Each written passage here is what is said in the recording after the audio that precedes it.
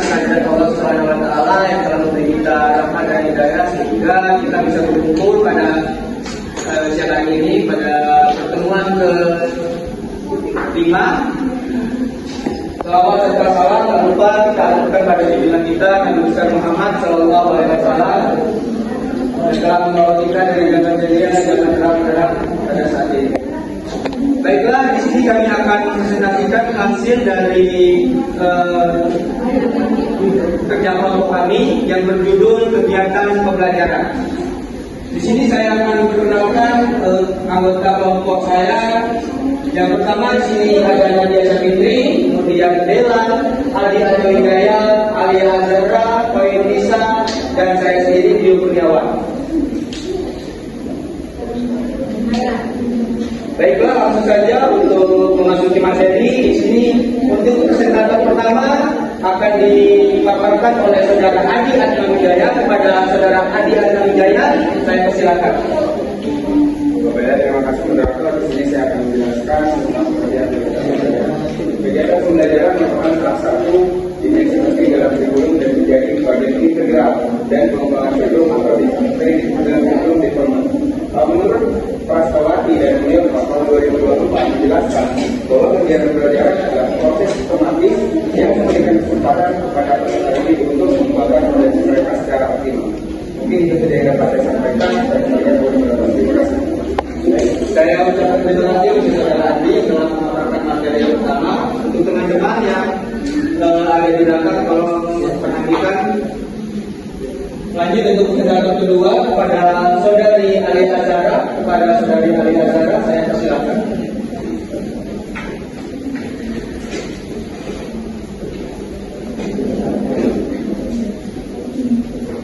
Baiklah, terima kasih kepada moderator yang telah mengizinkan saya untuk membacakan materi selanjutnya, yaitu langkah-langkah menyusun pembelajaran. Langkah-langkah menyusun pembelajaran yang pertama adalah guru harus merumuskan indikator yang jelas untuk mengukur pencapaian kompetensi yang diharapkan dalam suatu pembelajaran atau lebih dalam suatu pembelajaran ataupun lebih. Kemudian yang kedua adalah guru harus memilih materi yang relevan dan dapat mendukung pencapaian kompetensi yang diharapkan. Lalu selanjutnya adalah metode yang digunakan harus disesuaikan dengan materi pembelajaran, tingkatan kelas, dan karakteristik peserta didik. Baiklah, saya ucapkan terima kasih kepada saudari Ali Azhara telah memaparkan materi kedua. Selanjutnya untuk materi ketiga yang akan dipaparkan oleh saudari Koin Nisa. Pada saudari Koin Nisa, saya persilakan. Baik, terima kasih moderator. Di sini saya akan melanjutkan materi langkah-langkah menyusun pembelajaran.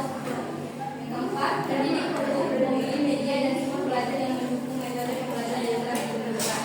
Yang kelima, penting untuk merencanakan waktu yang dibutuhkan untuk setiap kegiatan pembelajaran agar proses belajar mengajar dapat berlangsung dengan lancar dan terstruktur. Dan yang terakhir, pendidik harus menetapkan teknik dan instrumen penilaian untuk mengukur sejauh mana siswa telah berprestasi. Baik, terima kasih. Saya kembalikan kepada moderator. Baiklah, saya ucapkan terima kasih kepada saudari Koin Nisa telah memaparkan materi ketiga. Selanjutnya materi yang keempat yang akan dipaparkan oleh saudari Dela. Kepada saudari Dela, saya persilakan. Baik, terima kasih kepada moderator. Di sini saya akan membacakan tentang kegiatan pembelajaran yang pertama, yaitu mengerjakan materi soal. Yang kedua yaitu menonton video pembelajaran. Dan yang ketiga yaitu ada membuat keempat yaitu ada diskusi. Dan yang kelima itu ada eksperimen. Yang keenam itu ada komunikasi khusus. Dan yang terakhir itu adalah belajar dengan games. Mungkin itu saja pemaparan yang bisa saya sampaikan. Saya kembalikan kepada moderator. Baiklah, saya ucapkan terima kasih untuk saudari Dela telah memaparkan materi yang keempat. Dan teman-teman yang di belakang tolong diam dan perhatikan kami yang sedang memaparkan materi di depan. Lanjut untuk materi yang terakhir yang akan dibacakan oleh saudari Nadia. Kepada saudari Nadia, saya persilakan. Terima kasih kepada moderator. Di sini saya akan menyampaikan jenis-jenis kegiatan pembelajaran. Yang pertama bentuk pendidikan yang paling dikenal dan terstruktur. Yang kedua ada kegiatan pembelajaran non formal, yaitu mencakup berbagai bentuk pendidikan yang tidak terikat pada kurikulum resmi. Ini bisa berupa pelatihan keterampilan, seminar atau workshop yang diadakan oleh lembaga komunitas swasta atau komunitas lainnya. Yang ketiga, kegiatan pembelajaran informal, yaitu terjadi secara alami dalam kehidupan sehari-hari dan tidak terencana. Dan yang terakhir, kegiatan pembelajaran kolaboratif, yaitu melibatkan kerjasama antara individu atau kelompok untuk mencapai tujuan bersama dalam proses belajar mengajar. Mungkin itu saja yang dapat saya sampaikan. Saya kembalikan kepada moderator. Terima kasih.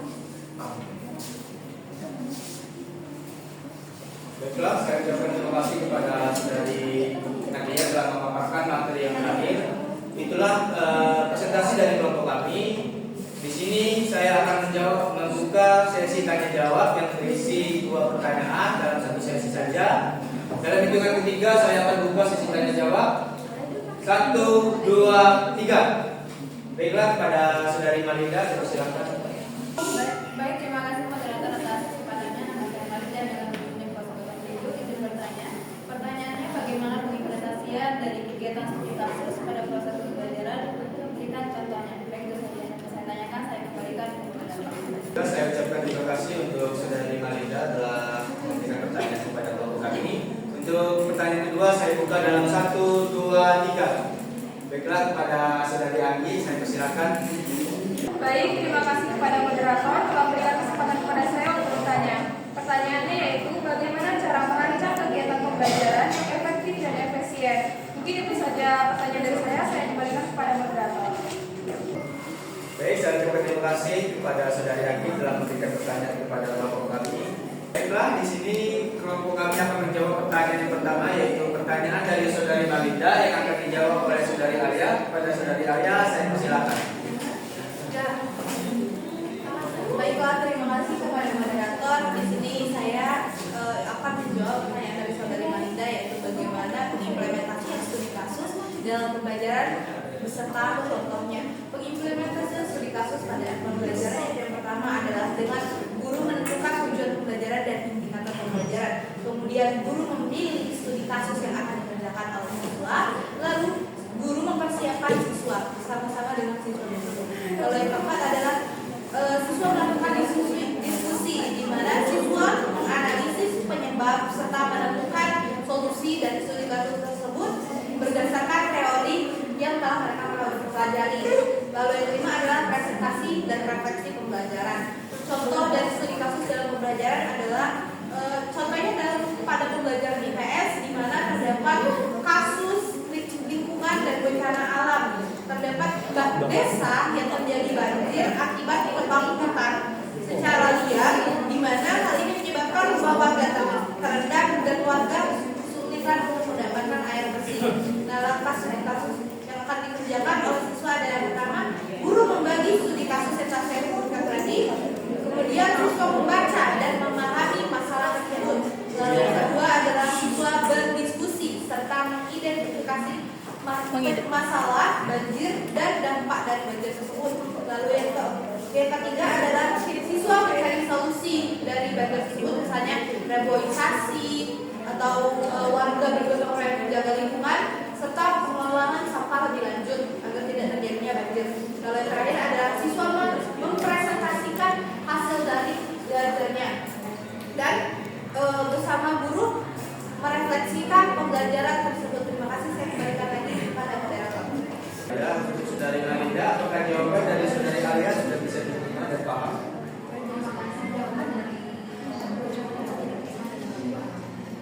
Oke, kita lanjutkan untuk pertanyaan kedua yang ditanyakan oleh saudari Anggi, yang akan dijawab oleh saudari Dela. Kepada saudari Dela saya persilakan.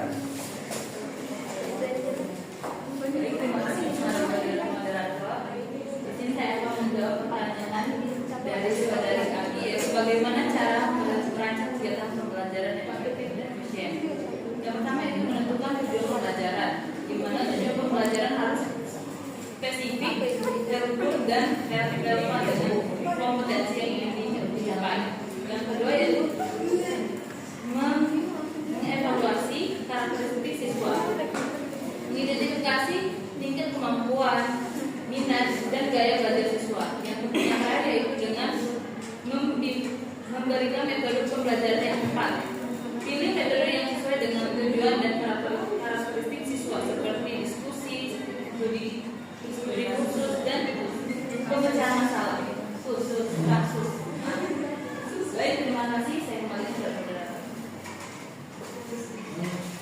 juga saya akan mengucapkan terima kasih kepada Saudari Dela atas jawab pertanyaan dari Saudari Yanggi. Untuk Saudari Yanggi, apakah jawaban dari Saudari Dela bisa diterima dan paham? Baik, terima kasih jawabannya bisa dan memahami. Baiklah, saya ucapkan terima kasih kepada Saudari Yanggi dan teman-teman. Saya ucapkan terima kasih. Di sini saya akan menyimpulkan hasil dari pembelajaran kita pada siang hari ini, yaitu kegiatan pembelajaran adalah proses interaktif antara pendidik dan peserta didik untuk mencapai suatu tujuan pembelajaran. Nah, pada kegiatan pembelajaran ini itu mencakup berbagai metode, strategi, dan teknik untuk merancang pada proses pembelajaran. Mungkin ini saja yang dapat saya sampaikan. Kami dari kelompok 3 mengucapkan terima kasih terhadap teman-teman yang telah memperhatikan presentasi kami. Apabila ada kata-kata kami yang kurang baik dan kurang sopan, saya mohon